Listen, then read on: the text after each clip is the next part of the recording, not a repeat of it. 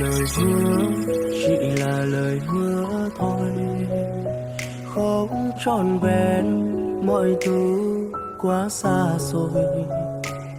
Người nói chẳng cần ai khác hơn anh, vậy mà giờ đây em buông lời chia tay. Đến đây thôi mình dừng lại được chưa? Quá đủ rồi em thấy dư thừa. Nắm tay nhau một đoạn đường thật lâu, loay hoay cơn mưa chỉ mình anh ướt. Em ơi anh sợ một ngày mình mất nhau, sợ điều đó sẽ trở thành sự thật. Cơn mưa nặng hạt dịu lòng nặng nỗi đau, hỏi tại sao ta không thuộc về nhau. Nói đi là đi, em quá vô tâm rồi, đến nhanh vội đi nhanh, ai mở lối để em rời xa anh, không còn ai nữa đó. Lối về mình anh với đêm, ngàn câu nói quá vui, mình không xa cách đâu, từ đây chúng ta có nhau.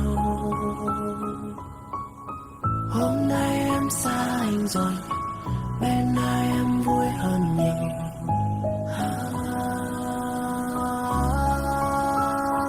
Đến đây thôi mình dừng lại được chưa? Quá đủ rồi em thấy dư thừa. Nắm tay nhau một đoạn đường thật lâu, loay hoay cơn mưa chỉ mình anh ướt.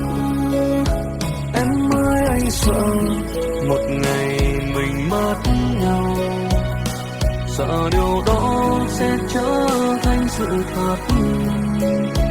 Cơn mưa nặng hạt dịu lòng nặng nỗi đau, hỏi tại sao ta không thuộc về nhau.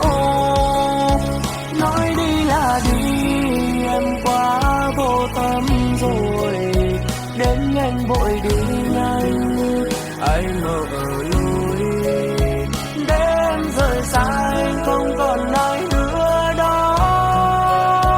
Lối về mình anh với đêm,